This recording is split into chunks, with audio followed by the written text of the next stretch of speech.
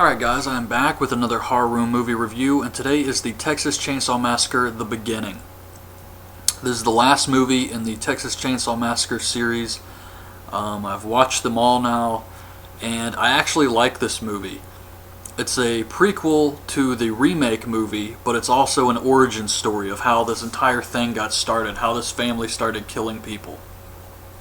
But I went through and I found my VHS of the Texas Chainsaw remake.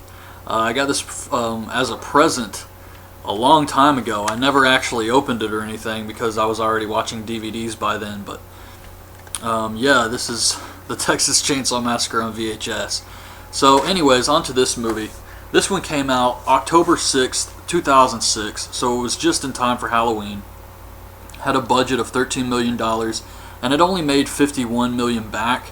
So it wasn't nearly as popular as the first one. I think the remake made so much money, that's why this one was even created in the first place, and they said, screw it, we're just going to go with an origin story.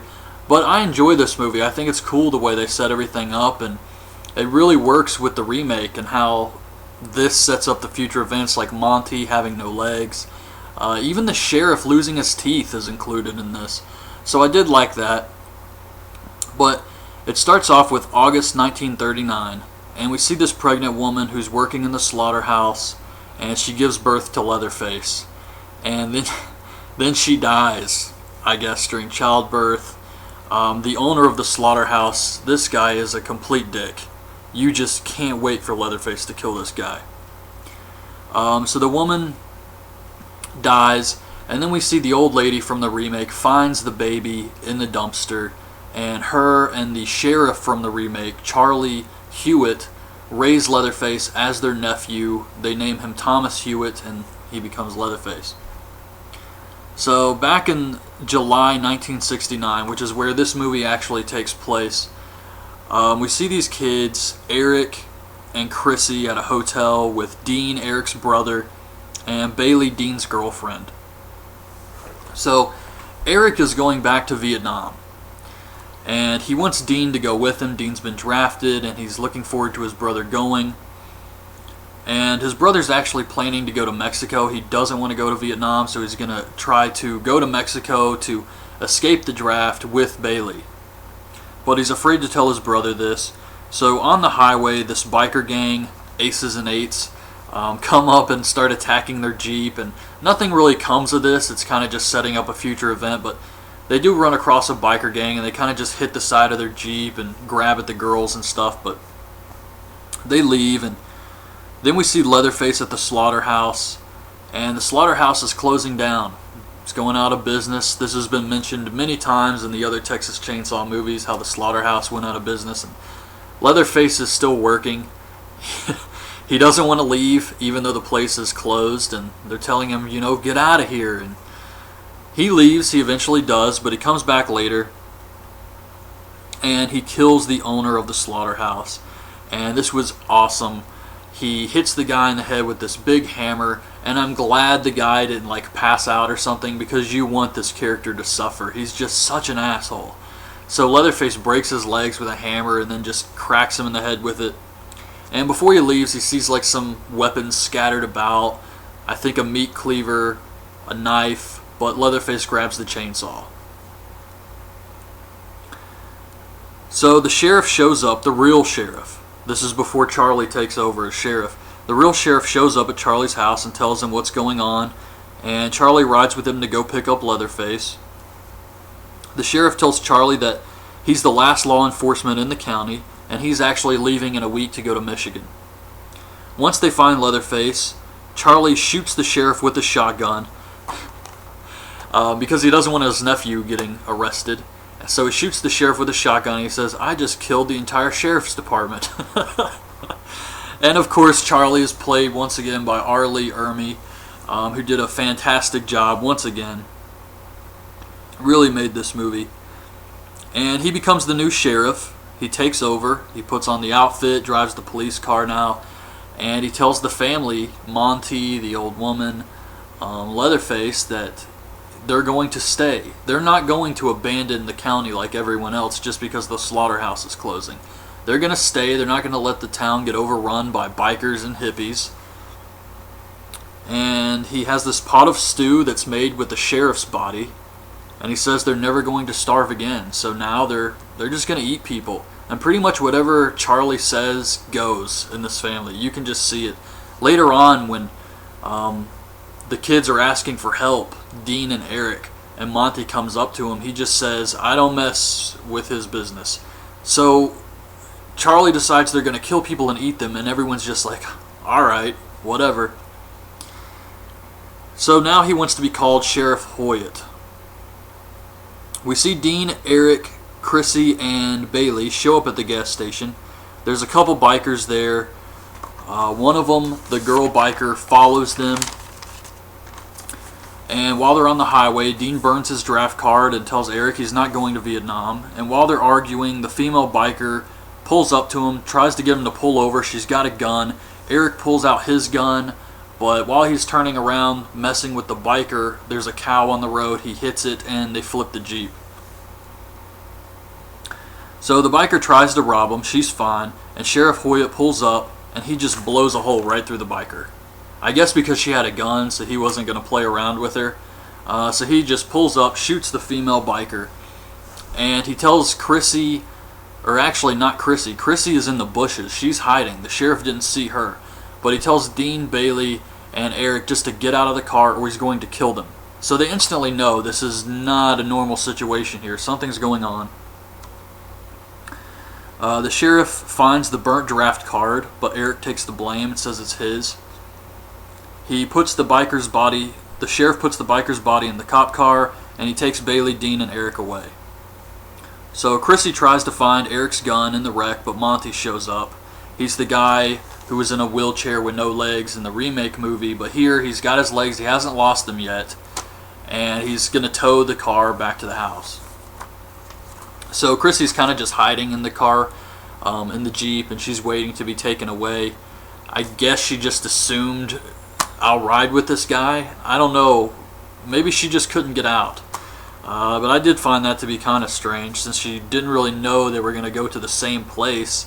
You would think the sheriff's going to take her friends to the police station, even if he is crazy. But yeah. So Sheriff Hoyt takes them to the house, and he asks Dean about Vietnam, but he knows he's lying. And we see Dean and Eric. The next thing we see is Dean and Eric. There's no scene showing how they get hung up on these bars, but the next time we see them, they're hung up on this like big wooden bar thing. And I'm just trying to figure out, how in the hell did this happen to them? How did they allow this to happen? The sheriff is one guy, he's got a gun, yes, but when you know something like this is going on and you're pretty much going to be killed, or something terrible is going to happen to you, and he's tying you up on this bar, and you're just going to hang there and just, completely become a victim. I think you would have a better chance just trying to fight back and getting the gun away or taking off running, something.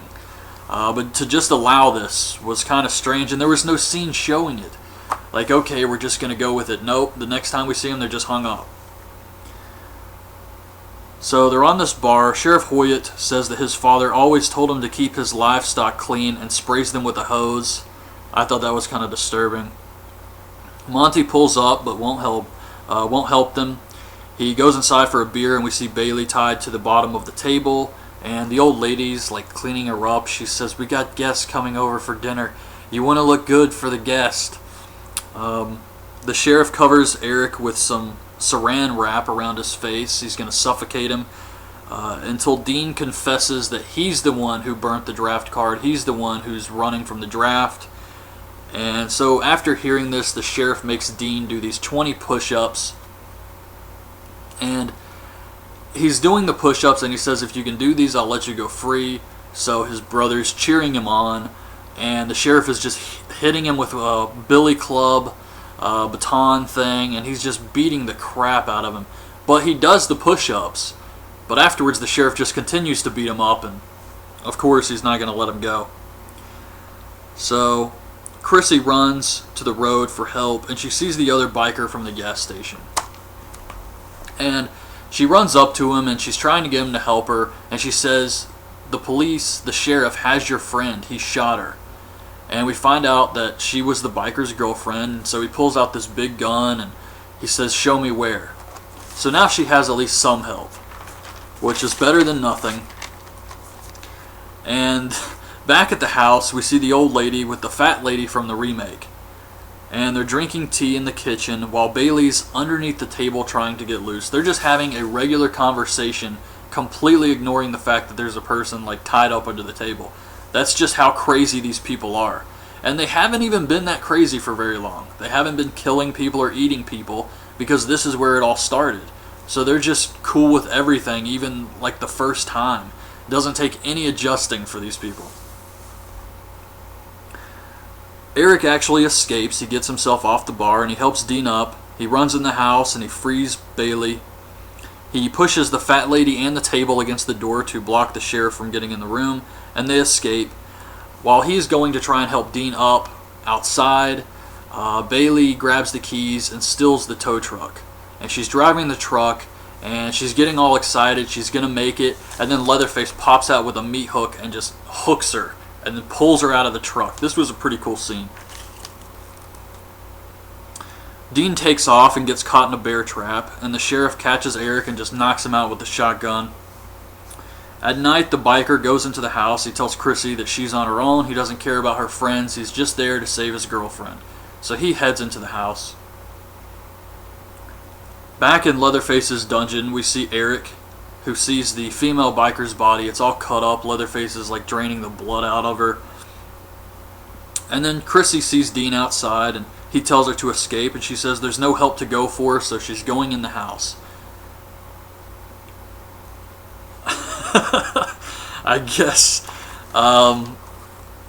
Yeah, now that I think about it, that really was a dumb thing for her to say, because even if there is no help to go for, going in the house is probably the worst idea. The worst thing you could do. Just stay on the highway and try and flag down cars would be better than going into the murder house. So the biker shoots Monty in the leg, and he takes the sheriff hostage to find his girlfriend.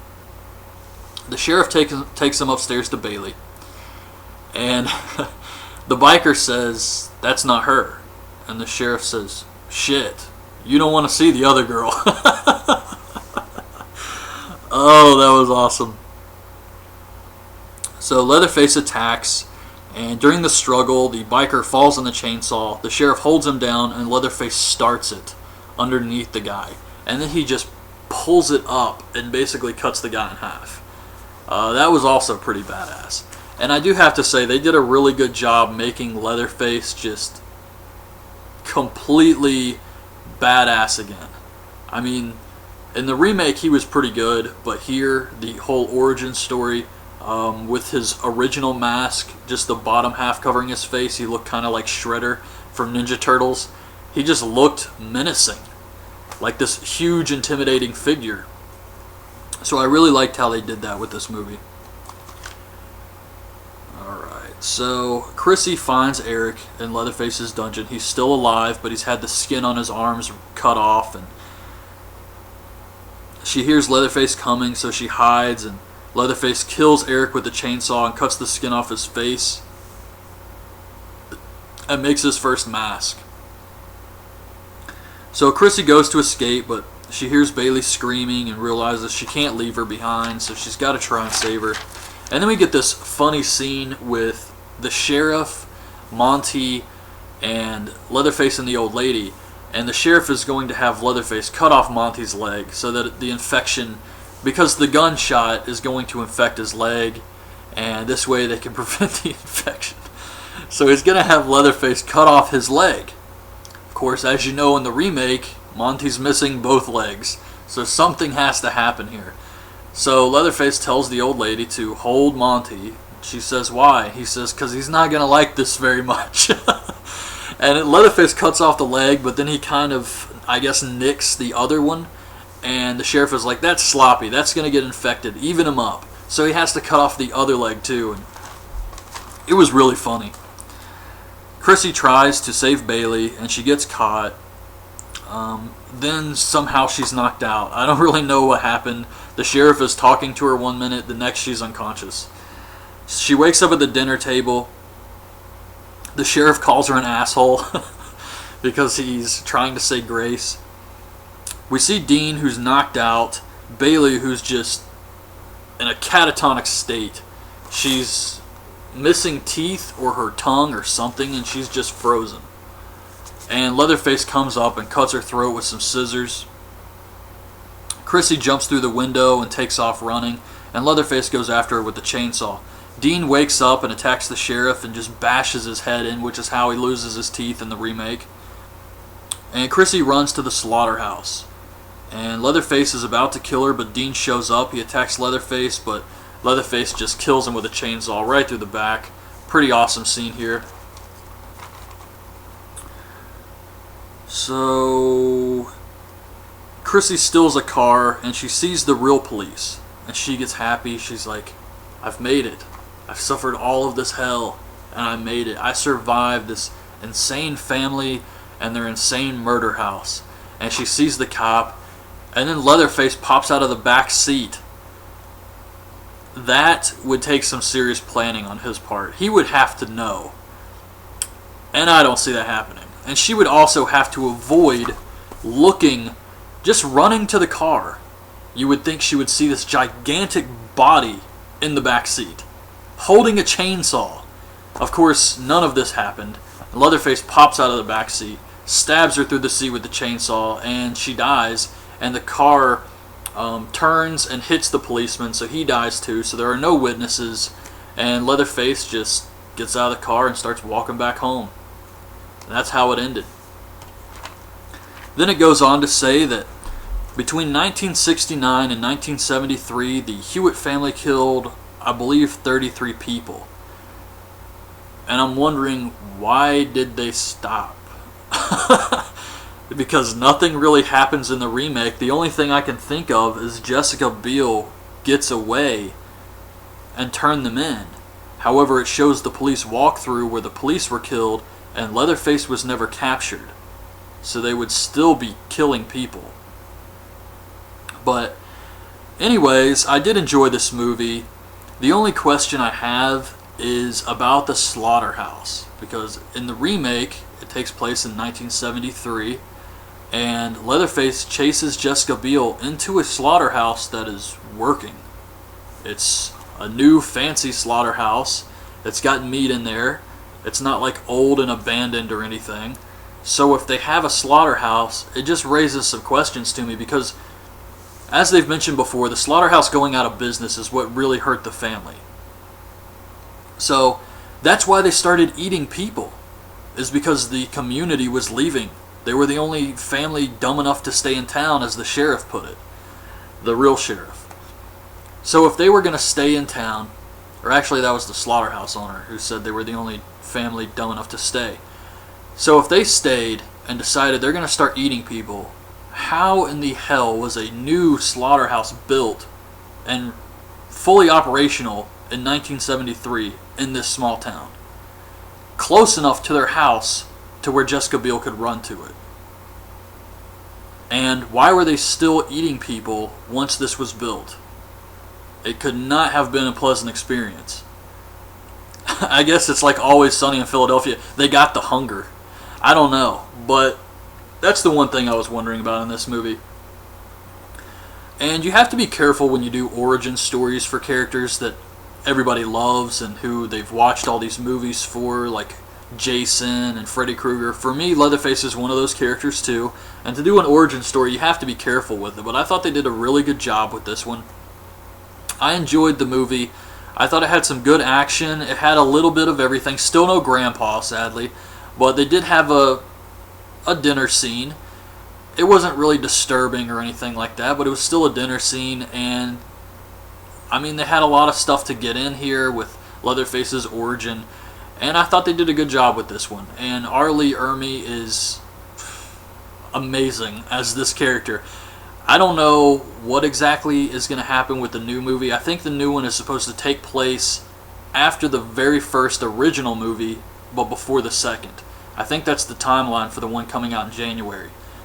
So that should be really interesting, but yeah, I did enjoy this one. And that's the end of my Texas Chainsaw Massacre series review. This is the last movie. I have enjoyed this series. I'm looking forward to the new one. And this is one of my favorite horror movie series of all time.